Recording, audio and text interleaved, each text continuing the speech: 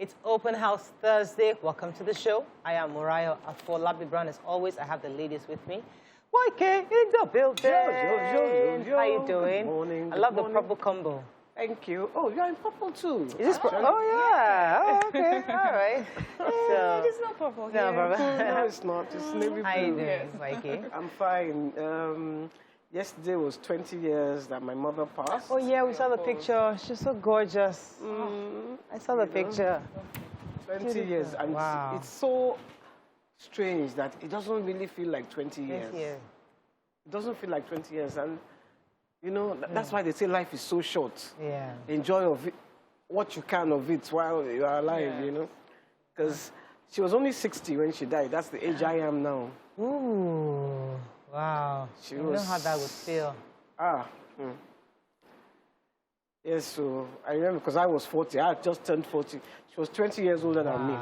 Wow. Well, I mean, I know how you feel because I'm constantly remembering what my mom did. How when she's talking to me, she'd be touching me like this. So this, and I'm like, Mom, just talk without touching me. But now I want that touch. Oh. You know, she's always like, hey, so this, every little thing. She's so touchy. And I used to tell her, Mommy, you don't have to touch me while you're talking. Just say what you want to say. But now I miss that touch. And so when that time you have with your loved one, just enjoy it. Make the most of it. You know, and that's one thing that we really, as much time as you can spend with your parents, now is the time to do it, not after they're gone. Yes. Now is the time to do it. How are you doing, Mariam? I'm doing fine. I'm okay. How's our book doing? Our book is doing well. You know, where the dream for me is to be able to give most of these books for free to public school kids. So I'm talking to a few people to see how they can help in that way. It would really mean so much to me if the regular average Nigerian child can just pick up that book for free and read it and understand the vultures, what they mean in our communities, because I know that these young ones would grow up to be better than us because they have more information, better knowledge, they'll do better for our country. So. Absolutely. So we need that. We reach out to corporate bodies that are trying to support schools, even alumni organizations. We definitely like to pay for the books for their friends. So congratulations. I'm happy that I think we're moving forward. I congratulate me every day. I saw the book on Tuesday. Very, very nice book. Very well done. You know, and I would love to buy it for my grandkids, but she says I have to go through Amazon. So now I have to tell my daughter to go online. And I even forgot. I'm waiting for the Nigerian version, so that when the Nigerian one, you can easily order online and just pay for it. Very soon. Cool. All right, a lot is happening. You know, today's Thursday. We like to gist on Thursdays, but first we go through the front pages of the papers. Stay with us. We'll be right back.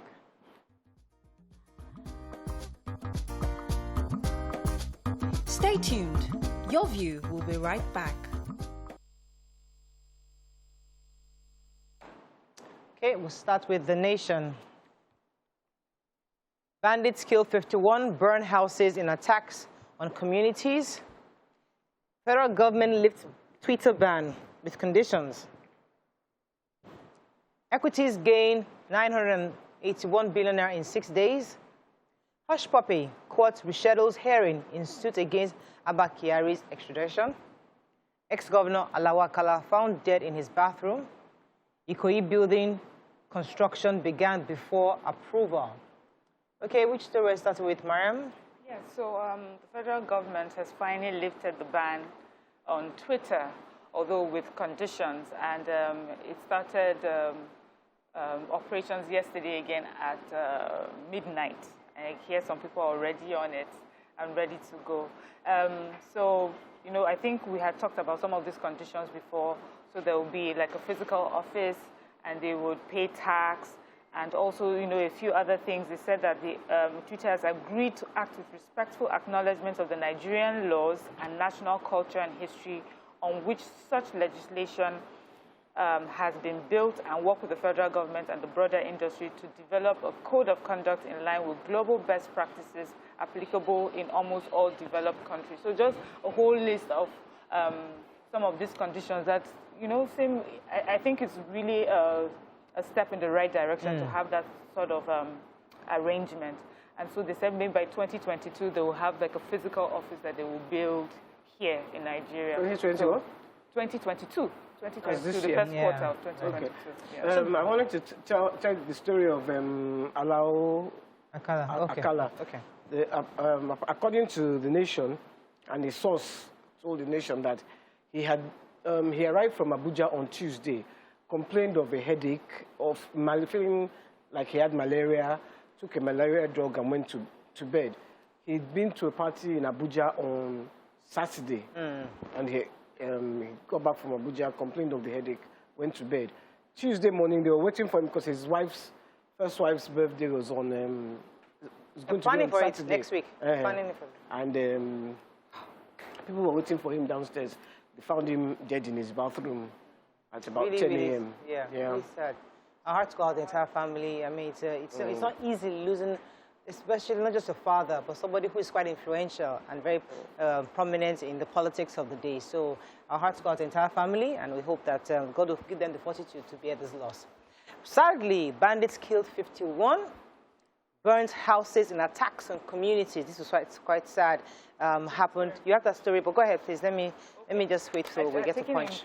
But so this is such a heartbreaking story, where 52 persons have been killed in 2 separate attacks in Plateau State and in Niger State. 18 persons have been confirmed dead after gunmen attacked a community in Basa local government. Eyewitnesses say that there were Fulani gunmen who had come into the communities. They're shooting randomly. This also said that some houses were burnt as well. You know, they had gone around, they found 17 dead bodies. 6 were injured during the invasion, which started around 2:30 a.m. Wednesday. That is Plateau State, Basa local government. Then in Niger State, they said the attack on that community, on the 2 communities, seemed to have been a reprisal attack. So the vigilante had, a few weeks ago, they had special hunters and local vigilantes who had killed scores of gunmen, they say, because they had been terrorizing those communities. Then this government launched an attack yesterday, Wednesday.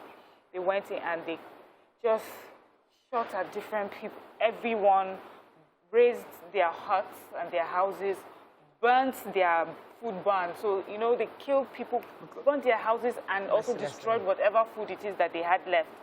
And they were specifically looking for members of the vigilante and the hunters who had attacked them previously. These are Nigerians, though. She's not talking about foreigners. This is Nigeria. This is Tuesday and Wednesday. Yeah. This is this week.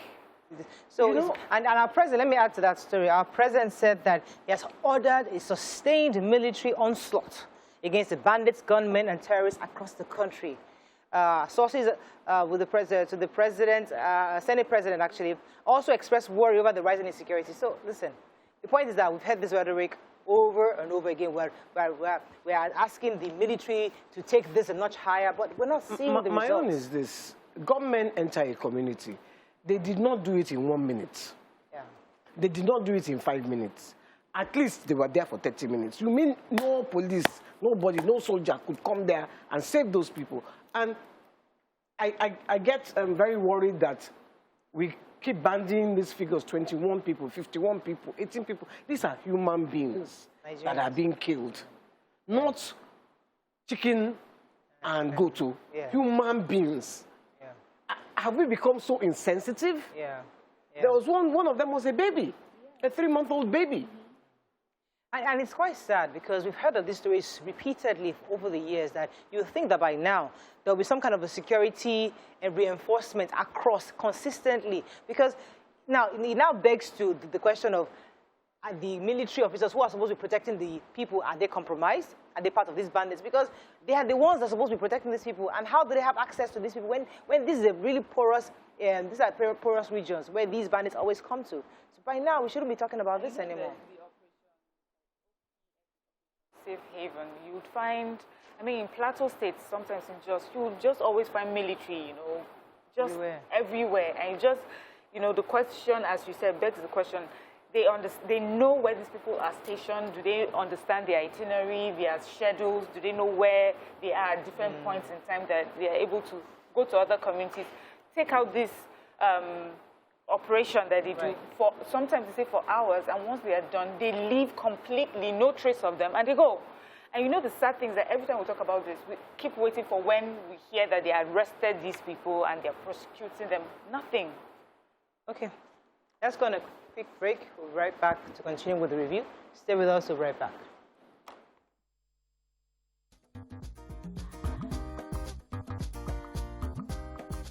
Stay tuned. Your view will be right back.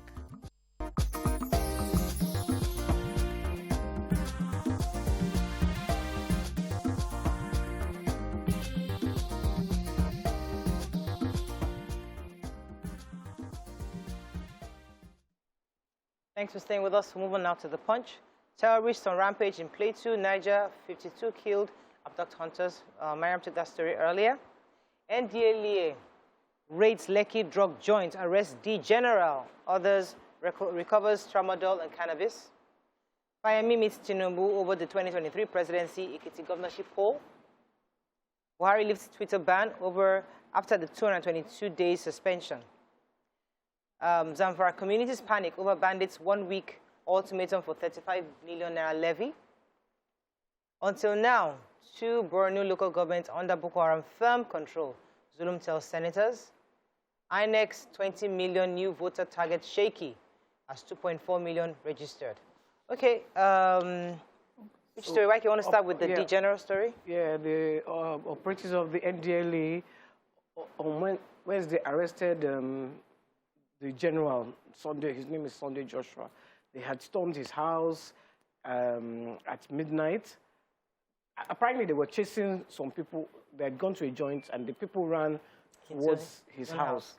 So they entered, and what happened was, what we saw is them filming, his own people filming the NDLA, and they saying, why are you filming us? We can come in, and they say, no, you can't come in. You know, he was arguing with them. There was a back and forth, and suddenly there was this scuffle. The phone was on the floor. Anyway, according to now the spokesperson of NDLA, he says that is not what happened. What we saw is not what happened. What happened was they agreed for them to come in. The NDLA people said, you can film us. It's also funny. They said, you can film us. And then what did they say caused the fight? They said 3 suspects were arrested. He said, no, I want to get why he said there was that scuffle. Because what we saw was, don't film us, and then the scuffle. But they said, no, they said you can film us, but then because they now caught the drugs or something, they now started to fight. They know you can't. Eventually, what did they catch with him? I think they caught some things with him. He had some tramadol. 220 grams of tramadol, some paraphernalia for drug use, cannabis, sativa. So Governor Fayemi of Ekiti State has gone to see the former governor of Lagos State, Asiwaju Bola Ahmed Tinubu, concerning the forthcoming APC gubernatorial primaries in Ekiti, and also the 2023 presidential ticket. If you recall, the former governor had recently declared to the president his intention to run for office, and they didn't tell us the conclusion of their meeting, but they did say that the reports reminded us of the scuffle between the tension between the former governor of Lagos State and the Ekiti State governor, especially since he participated or supported the sacking of Adams Oshiomhole, who was the former chairman of the National Working Committee, and also other things that was done. So there was this issue between them, and he also had the ambition, according to the reports, that the governor of Ekiti State was also nursing the ambition to be president. So now that their boss have officially declared to the president, the question is, are all the various soldiers going to align with their boss, or are they still going to have their own ambition, because they are constitutionally allowed to have their own ambition? We'll see how that goes. But it's interesting. I just wanted to correct myself. The video, they said the video trending on social was the moment the suspect and his friends decided to disrupt the bid to conduct a search of the house. Okay. And that the NDLE, when they came in, they said, please search us before we come in. And everything was civil until they started to find the drugs, and then they area. Okay. So I have another story. This is the residents of 5 villages in Gusa local government area of Zamfara are currently, they say, living in fear that they received letters from bandits who have asked that they pay them a total sum of 35, I have to be sure, about 35 million naira. And they are demanding 7 million from each of these villages. So they send these letters to the heads of the communities. And the people in the communities have said they have already started, talking to different people to put these monies together. And, the report asked, have you spoken to the police about this? He said, yes, they have, but they haven't seen anything being done yet. But the police spokesperson said, we have heard their complaint and we have sent the police and other sister security agencies into these various communities to protect them. But the people of the community say that they are putting these monies together and to give it to them because they know that if they don't give it to them by the time the 1 week runs out, they may come there and attack them. So that is how these people are living right now.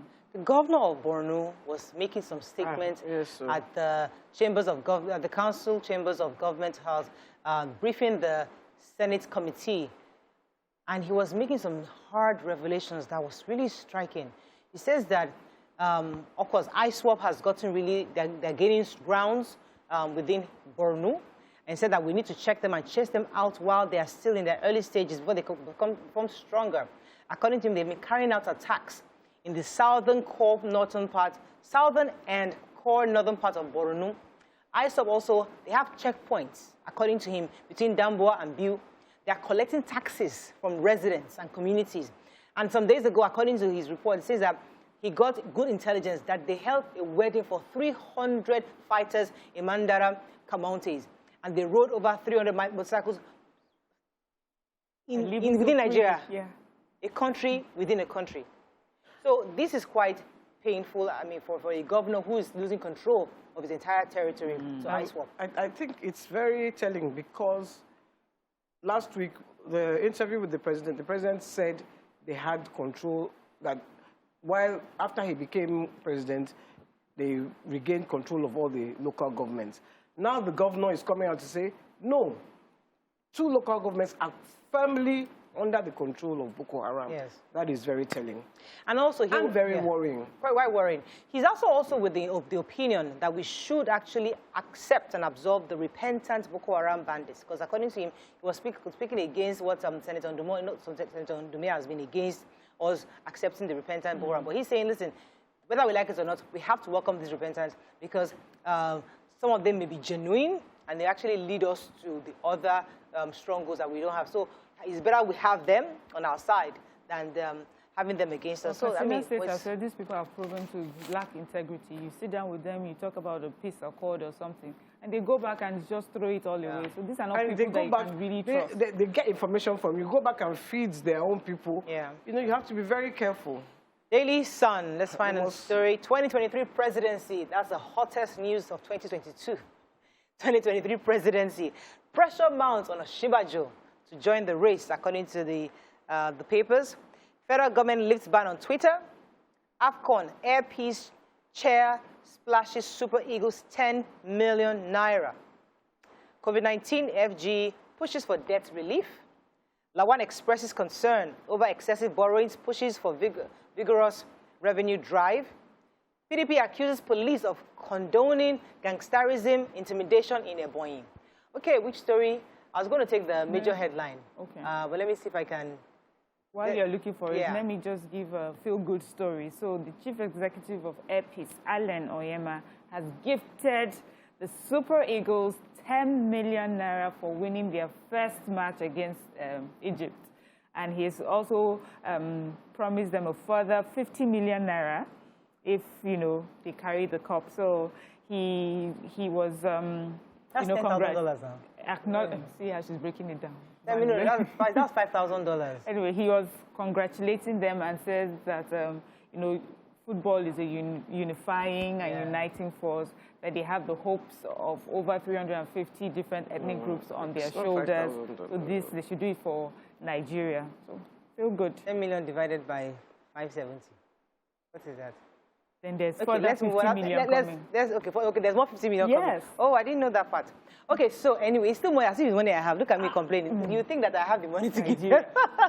Okay, so the presidential successor issue is a major. How much? 17 million. 17 million. Oh, that's a lot of money. Oh, yes. Okay. Even in Naira, it's a lot of money. Yeah, all right. So in Abuja, the FCT, powerful forces, according to the papers, are trying to mount pressure, or they're already mounting pressure on the vice president to throw in the hat into the race after his political leader, former governor of Lagos State, Asiwaju, has already declared intention. They're also saying, the president, you can do it now. Please join this race. He hasn't said anything. He has been mum from the beginning. We've seen his posters across town in Abuja. But this paper is saying that various groups are saying he has the opportunity, that age and religion is on his side. He said, powerful forces, let me read the quote. He said, this is not the time for that, but those encouraging him to run premise on two factors, age and religion. On account of age, he's young and he's a Christian. So according to him, they feel that age and religion favors him at this time, and he should consider it. But Vice President hasn't said a word on the matter. Okay, which other story? Let's move on quickly to the Nigerian Tribune. After 7 months, FG lifts Twitter ban on suspension. Police arrest suspected killer of 300-level UniJust student. National Assembly to now supervise FG's revenue-generating agencies. Constitution amendment, CJN likely to lose control over the NJC, NJI, and FJSC. 48 killed in Niger Plateau. Zulum says Boko Haram controls 2 Borno local governments. Oil in Niger Delta belongs to the people of the region, Adebanjo tells Obasanjo. Okay, which story are we taking in the Nigerian Tribune? Okay, so... Twitter. When are we taking Twitter? We did. Oh, you did already? The first thing, yes. So the police have arrested a young man. His name is Moses. He's suspected to have been the killer of the 300-level UniJust student. We took that a few days ago. She had gone to a hotel with her boyfriend, and her friend, trying to find her, finally found her in the hotel with her eyes sticking out and some of her vital organs, taken out as well.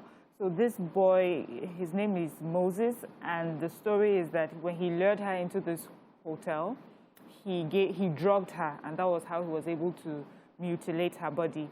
And he's been on the run, but the police launched an investigation, aggressive manhunt for him, and they trailed him all the way to Benue State, where he was arrested. So here they say that this boy is, I wanted to be sure, 20. They said the suspect is aged 20 years, 20-year-old child. Suspected to have done this. Anyway, I guess we'll wait for the investigation, but if he did at 20, what's he looking for? Igor is a university student. I don't know what is wrong with these young people now. What are you looking for? Why? Is it money? Is it help? What? You will kill another human. Yeah. What does a 20-year-old, how does a 20-year-old do something so gruesome? Yeah, I won't think about it or process it in his mind. I was going to take the story about the CJN. So, now, we've always talked about the judiciary, the issues that are surrounding the judiciary and all that. And so the National Assembly got in the consultants or some legal experts to advise them on how to restructure the judicial, this arm of government. And based on their recommendations, they're saying that the reason that a sense of fairness, objectivity, and balance will be missing, where the CJN, one person, is chairman or have control over the NJC, the NJI, and what's the FJ, that's the Federal Judicial Service Commission. So the friction we see between the CJN and the governors is because of this power residing in this one person. So they are therefore recommending that he be stripped of all the various, of all these roles, such that they become more independent. And if that happens, that's a major review on the part of the judiciary. So the National Assembly is considering it, and they've accepted the report. But we'll see how. I'm sure they're going to debate on it and then get back to us on what they agree. But it's an interesting recommendation from these legal experts on how they can ensure that they restructure the entire judicial arm of the government such that there isn't just too much one power residing in one person, which is the CJN. Okay, in the Ikoyi collapse, so the coroner's inquest yesterday, it was heard that the 21-story Ikoyi collapse building actually began building 3 months before they got approval. The former consultant structural engineer, had mentioned that he started that Mr. Osibona actually showed them the document to show that they had gotten approval to start building.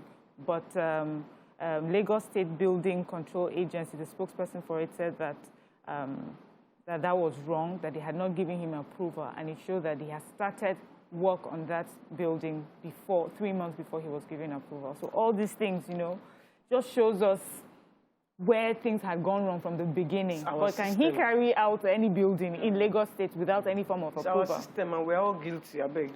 Let us call a spade a spade. We are all guilty. We all circumvent the system just for our own benefits. Ah. Vanguard, final paper for the day. Boko Haram still in control of 2 Borno local governments, says Zulum. APC convention will be held after addressing 4 critical issues, says Bone. Buhari mourns as Chu Okongo, ex-minister of finance, dies at 87. Headsmen killings don't resort to self-help, says Akeredolu. 2023, Ohaneze, MBF, others back Umahi's call for Igbo presidency. Hushpuppi, lawyers abandon suit seeking to stop Abba Kyari's extradition.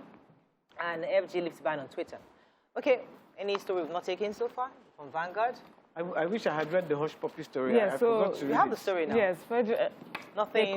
Nothing. They had called the case and no one showed up for either no lawyer for the applicant or the respondent, and so they have adjourned it again. So they say it seems as if no one is interested in it. And this is about the extradition of Abba Kyari concerning the fraud committed by Hushpuppi.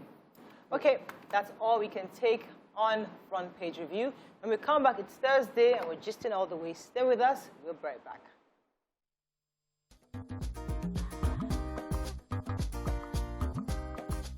Stay tuned. Your View will be right back.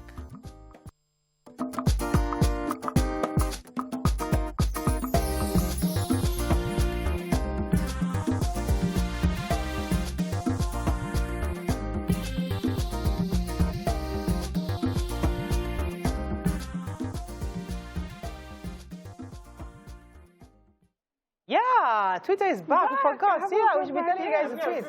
Twitter. Oh, yeah, please. Let's get Twitter back. Right. All right, so back to this our topic because...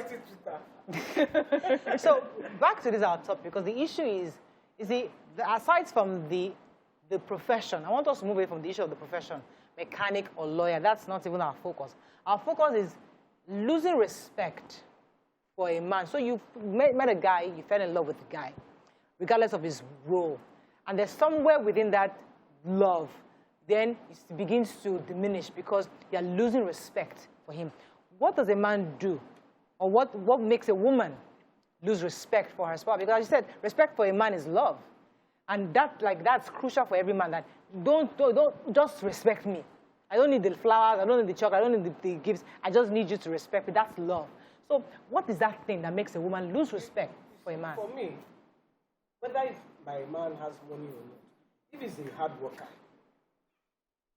he doesn't have to have money. If he's a hard worker, like a conqueror, like a bricklayer that is really working hard. If I fell in love with a bricklayer, I would stay with a bricklayer. Yeah.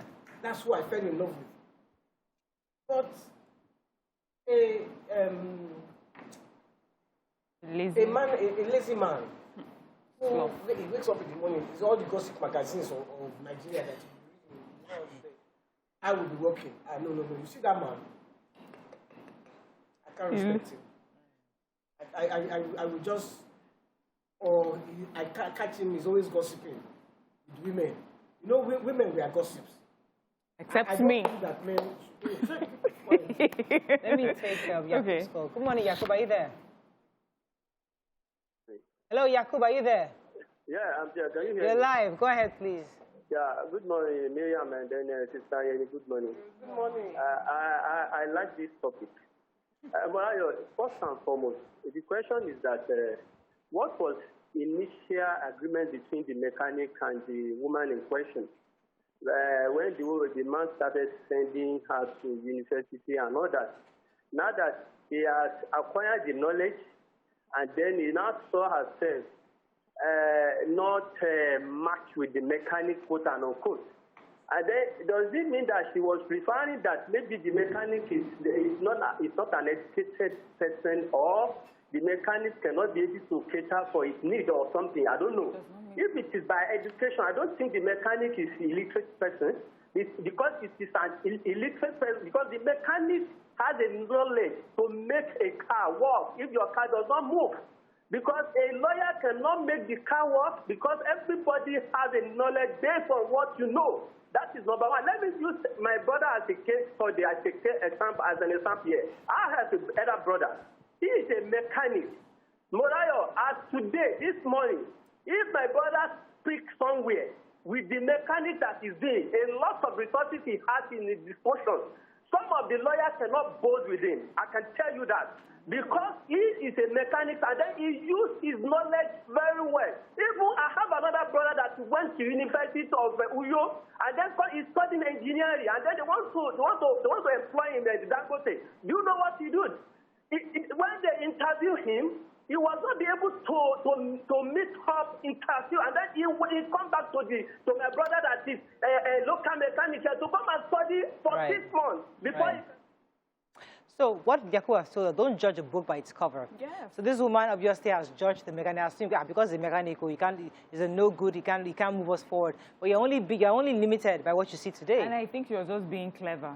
I don't think it's because he's a mechanic or the other person is a lawyer. It could have been much more. It has to be much more than that, because just because someone wears a mechanic uniform and another person wears a suit and tie should not be enough, to make a difference in how much you love the person. Yes, do you find this person attractive? Do you admire this person? That's the difference. But Waki said something that is so important about how a spouse can lose respect, how spouses can lose respect for each other.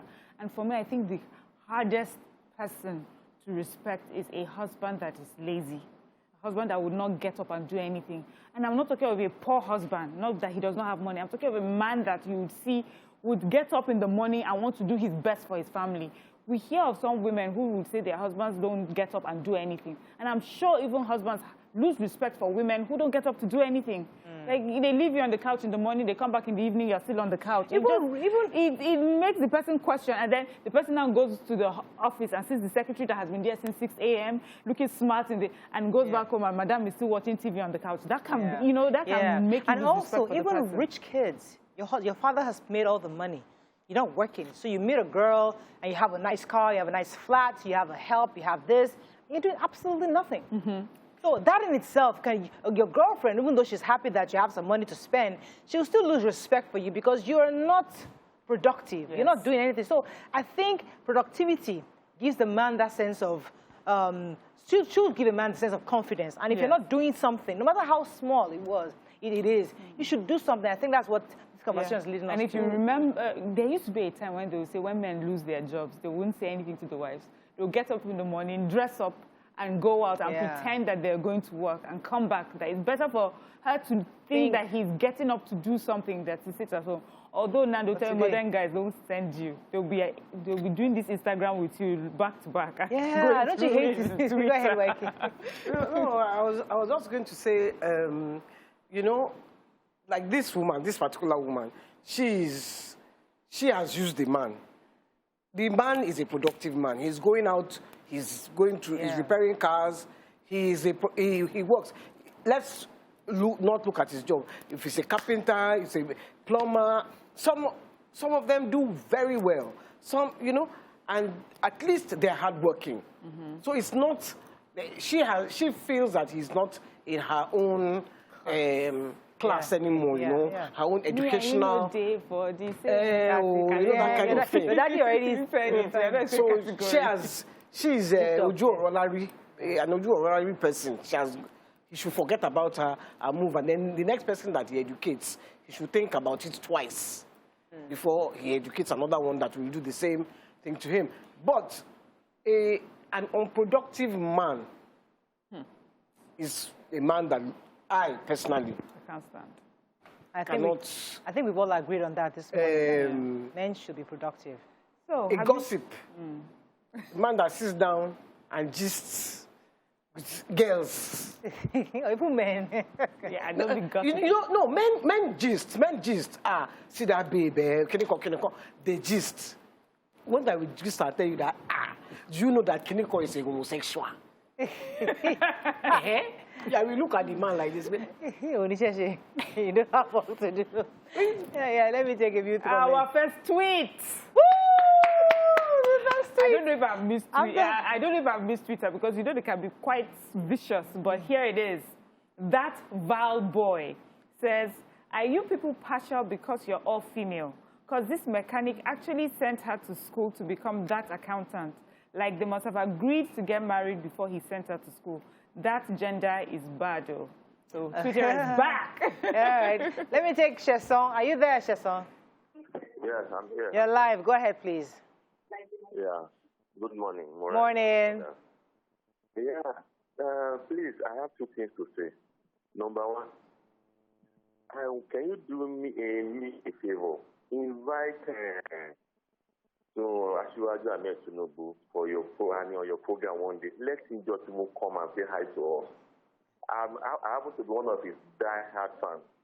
And then showing interest in showing his ambition in presidential ticket. I'm so happy about that. That's number one. Thank you. Number two, about the guy in question. I would have just said the guy should move on. It happens. Some ladies too, they send some guys to school, and at the end of the day, after the guy graduates, the guy will say they are not in the same shoe again. It happens vice versa. You understand? Life goes on. Let the mechanic move on with his life, and then let the lady to move on with her life. Thank you very much, sir. I think we can end on this. Let's take a few messages before we run off. Yes. Yeah. This one is to Murayo. Adekpoju says, Murayo, no lady will disrespect Dangote's son that is not productive, as long as his father's money is still there. September Projection says, this topic is vice versa. If we see some men too that leave their women that have labored with them, at the end of the day, they pick someone they just met. The cocoa is peace of mind in marriage. Exactly. All right, that's all we can take on this segment. When we come back, move on to our other topics. Stay with us. We'll be right back.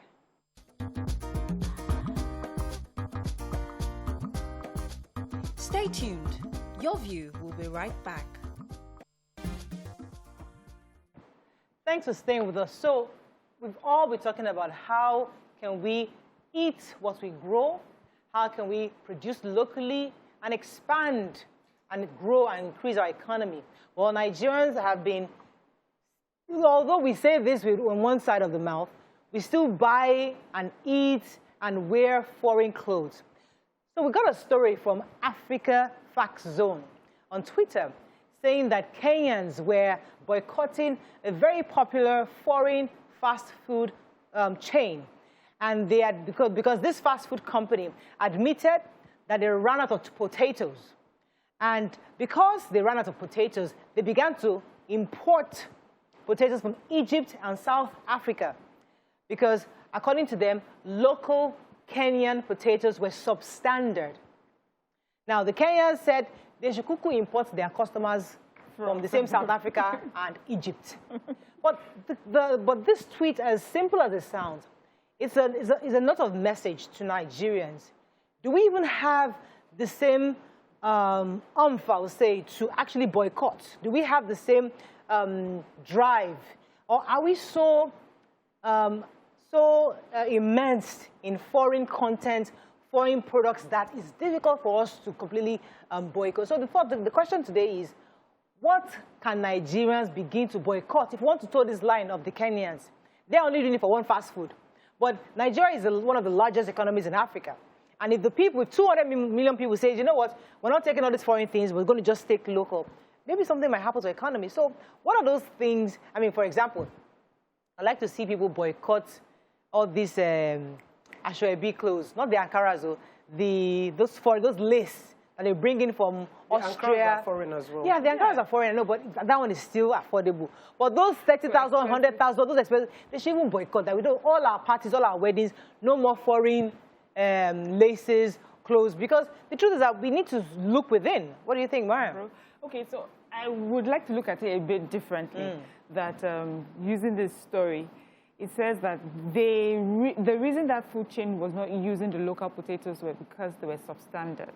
So there are two messages to get from there. I'm proud of the people of Kenya that that they're willing to boycott it and say, if you don't use our substandard potatoes the way it is, we're not going to eat your food. But will it also send a message to the people to see what are we doing wrong? What are we doing different that we need to do to improve ourselves?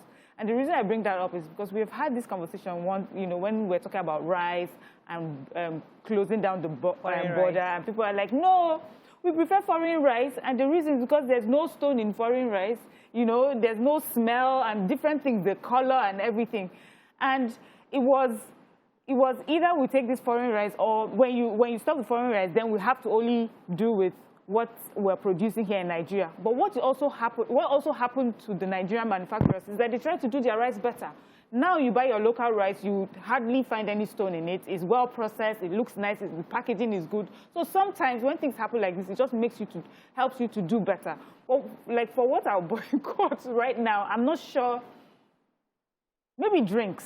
I would like to see more of our own locally produced drinks, our own local recipes and our ingredients. We use them to make food, spices, drinks. I think that we have so much of that in Nigeria that we can push. But also, those who are in the manufacturing business, the production of it, we need to do better in packaging, because it's not only about selling to us Nigerians and wanting Nigerians to use our products. We want to do it in such a way that even foreigners will say, if it's not Nigerian rice, we are not eating rice. Do you understand? All right, but what is substandard? What is substandard to a foreigner might not be substandard to us. So you're looking for potatoes, for example, those big chemically grown potatoes, for example. We have the small organic ones that might not give you your potato chips the length, but it will give you a healthy potato. So we have to define what substandard is. Now the rice, the long rice, we like the nice Chinese Thai rice, long grain, right? Yes. Ours is smaller, possibly healthier, I'm thinking, because I'm told that the Thai rice is about, about 8 cubes of sugar, something like that. But the point is that Africans begin to readjust our appetite for foreign things. Is this an indication that, listen, maybe we should begin to just say, let's just stop all these foreign things that we all take in? YK, what are your thoughts on this? I think I lean towards Miriam here, where she says we should actually try to produce, not substandard, stop. Let us, I will give you an example. I know that I can do this job better.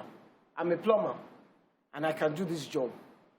But instead of doing the job, I will do a substandard job, so you will call me back. Why? I really do think that Nigerians, we need to talk to ourselves. We need to stop taking advantage of a bad situation and making the situation worse. I call a carpenter, help me do my door. He knows the right thing to do, but he will still do the wrong thing. So that 1 week later, I'll be calling him, can you hear? Look. What if he doesn't really know the right thing to do? Maybe he doesn't really know. So you now get a foreign carpenter, and then it's like, oh, you're not using Nigerian carpenters. That's what we're saying. Do you know that a lot of these contractors, they employ contractors, carpenters from Togo and Benin. Yeah. Because they will do the job properly. You call a plumber, from Togo, he will do the job properly. You call, hey, I have one plumber, Americana. When he started like this, he was so good. I call him, his name is Kazim. He's Americana, I call him. Because he will wear the American hat, rasta, everything. When he did some work for me like this, everything within 1 week. So I called him. Only and quality anymore round. He run me. Oh, that quality is big. Quality don't last. No, sorry. Can you hear? Then he called me. I said, please, I've never heard of this company. Go and buy me the correct thing. Now, let us assume that company that he was using was a Nigerian company, the plumbing company. If I have a plumbing company, why do I want to do substandard plumbing work or plumbing tools? I will do what will You know, so we need to actually talk to ourselves. Yeah. Let me take Hassan. Hassan, are you there? Hassan, are you there? Good morning. You're live. Go ahead, please. And Waiki. Good morning. We are talking about patriotism here. Are we patriotic? We should begin to ask that big question. In Nigeria, somebody will harvest. In order to make more money, maybe he harvested right, he will go and look for glass to mix up, mix it with the rice. Somebody grows cotton, he will go and put water so that it will be heavy. People do a lot of things to the extent that in Nigeria here, most of the exporters of seed have no option than to buy a machine for cleaning. Because after Nigerians, in order to make money, they will now add fat into seed. Even the one imported by Nigerians, are we consuming the quality products? They will go over there. Chinese produce this for my country people. The same thing we are seeing in Nigeria here. People will go and be feeding us with all sorts of nonsense. We need to ask ourselves. We need to go in and begin to be patriotic. You understand? This above God. Thank you very much, Hassan. This issue of patriotism, you know, because I recently bought this, you know, they advertise all these pounded yam makers, you know, those the machines. Yes. And I bought one. I was so excited, and within a month, Nigerian. it stopped. Well, I don't know if it was Nigerian. The point is that we're bringing in substandard. Yes. So our people are still bringing. So you do this publicity on social media. Come and buy this thing. All sort of brands are out there. Unfortunately, I fell for one. I bought it. I was so excited, and I put in the yams there, and it just stopped working. I was so happy because that thing was expensive. It's not cheap. I mean, I knew that it took me months to decide, okay, how do I budget this? And eventually I bought it. So I only used it for 1 month. And someone said, you bought the substandard one. If I had known, I would have helped you to bring it from the UK. Or I helped you to, you know, stuff like that. Why do we now have to always wait for that? So it goes back to, we have to talk to ourselves. Yes. I'm happy you said that thing. Because in the UK, they sell Chinese things. If you buy the same kind of product that is Chinese, made in China from Nigeria, it will be substandard. And you buy another one. The one that you buy that is made in China and UK, because they will do quality control. Based on what you want, There is quality control. Here, we just do anything. You buy a chair that is made in China in Nigeria, it will last 1 month. You buy a chair that is made in China in UK, it will last 1 year or 6 years.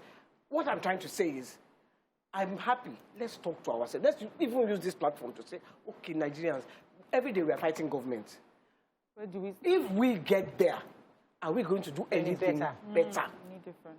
And that's the question I keep asking myself and other people.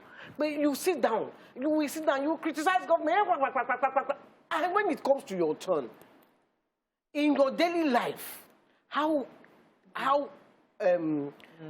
what kind of person are you in your daily life? Because if you sit down and you reflect, you will know that you are just as bad as the man in government. Oh, thank you. I never thought that YK would ever say that.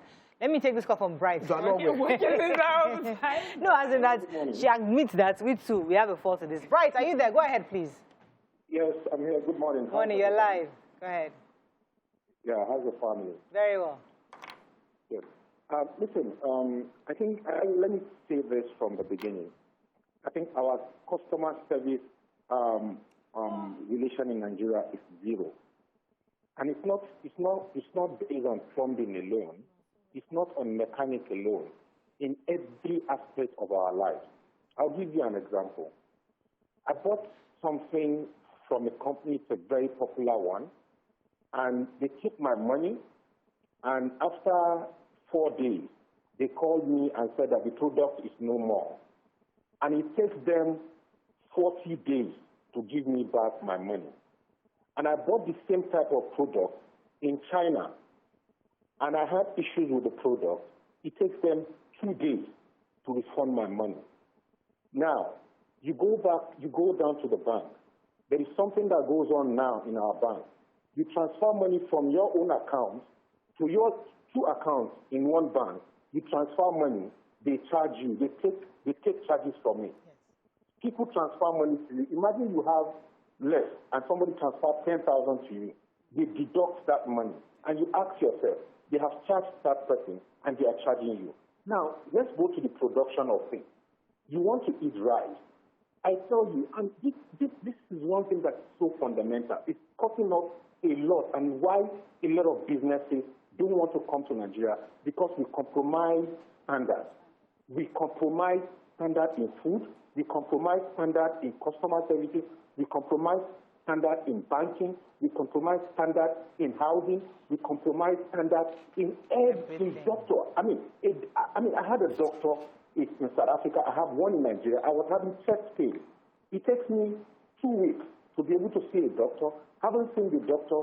He gave me a medication. I sent a mail. 2 weeks, he never responded. And yet I have a doctor in South Africa. In 2 days, I got 7 mails from him. This is the problem. And until these things are dealt with... Thank you very much, Bright. You're very correct. You know, we've always had the argument that we, the people, we are a major problem in the destruction that we see within our countries. Destruction not just with the insecurity, but our economy, our growth, our culture, our moral standards, everything, we are part of the problem. And I think these kind of shows are so critical for us to reveal what we do to ourselves. Mariam? Yeah, so I want to give a positive example and a negative one. So there's this company, they do carbonated drinks. You guys know how I feel about it. But they did, but this particular company introduced a local flavor, tamarind, Amia. Growing up, I took Sammy as a child, and the moment you guys, you know my story. Yeah. That drink has become a part of my daily life. I sneak to take it sometimes. It was so good. It tastes so good, and it was so Nigerian. I think there's no Nigerian that would take it and not just feel proud of that particular flavor. And it done well. And I give them, you know, kudos for it. And I feel that that particular drink can go and that particular flavor can go anywhere worldwide. So that is doing it well. But concerning my books, right, I've been talking to publishers and printers, and this is what I hear all the time. Better just print your books in China for your sake. See, if you need to print a large quantity, print them in China and ship them quietly. Because if you do it here in Nigeria, get all your friends and family members, now sit down and go through one book after the other to make sure that they have not taken a page out, reprinted, there's print everywhere. And it's so sad that I have to now look for money, not only for books, for shipping and everything, just because I want quality books for, you know, for our market. Let me take a loud sir. Good morning, are you there? Good morning. How are You're live. Go ahead, please. I'm a first-time caller. Welcome to the show. Thank you very much. Yeah, Nigerians can adjust to anything. Nigerians will adjust. It's our politicians mainly. Okay, how would we be debarred from, or restricted to using Nigerian health system? But still, our own politicians will go abroad for their health system. So that's it. So, and then, many other, look at now, they said they put 10 naira on drink, on soft drink, and I believe it's a lazy man attitude. They just want to be picking pockets here and there. That's it. After having borrowed, but why is it that our politicians cannot this is a trap. This is a trap I don't want us to get into. We criticize the government every single day, and that's fine. But today we're looking inwards. We're saying, what are we people? It's not the Nigerian government that is shipping in this substandard pounded yam maker into Nigeria. These are Nigerians. It's not the Nigerian government that is bringing in substandard products. So we're also looking within. Yes, I can use the whole year to criticize the government, but let's not speak out one day to say we the people have a problem also. We are our own enemies. We're only looking for profit, and we don't care about who we hurt without. I mean, this is tramadol coming into the country. Is it the government that's bringing in tramadol?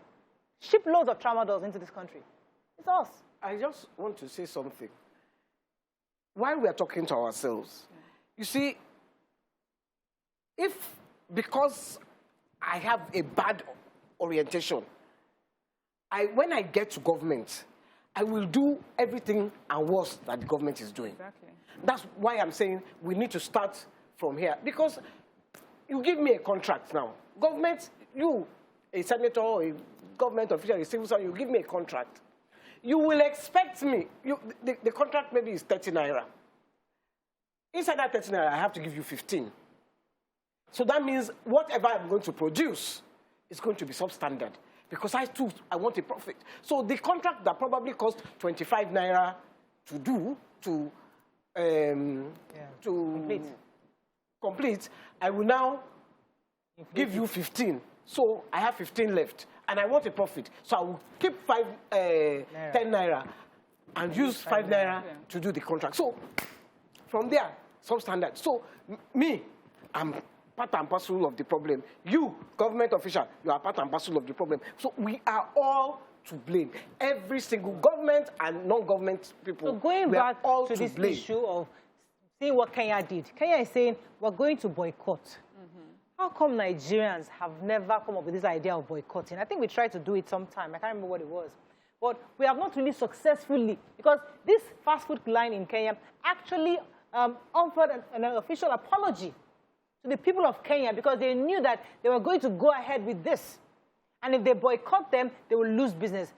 Have we ever done that to the point where we say we're not watching this station again, or we're not doing this again? Have we ever done that? Have we ever? We don't. Look, I remember. We take everything, we say, oh, we adjust, we adjust. I remember when, I think her name was Aisha Falodi, I can't remember, when her son died in Dubai. Yes. On this same show, I said, let's stop going to Dubai till that boy gets justice. Somebody called in on this same show and said, why? Why? Because they killed somebody, we should not all suffer and not go to Dubai. My point was this. If we work as one people and we show displeasure in something, results. They would have investigated immediately. They would have investigated. The woman would have got justice for her son. I don't know the woman. I've never met her in my life. But I know that I felt that her son deserved justice. Yeah. But we still continued to go to... Nigerian government banned the Emirates and they were making show. As far as I'm concerned, Nigerian government was making show. Because who goes to Dubai? Have you ever heard of any Emirati coming to Nigeria? Or have you ever seen any Emirati in Nigeria? Me, I've never seen... I don't think I've ever met one in Nigeria before. So who is going to Dubai? It's us. It's us. Who is buying house in Dubai? It's us. Buy your house here. Must you go and buy a house in London? Buy your house here. Must you have everything in London? Buy it here. Let me take this call from Abeokuta. Good morning, are you there? Hello, Folake, are you there? Hello, Folake, are you there? You're live. Do you have any tweets? Yes, we have gold. tweets. Sorry, gold. Do you know that we can produce gold here? Because we have gold mines here. Oh, of course. But we still we all go to Dubai to buy gold. Yes, we do. Why?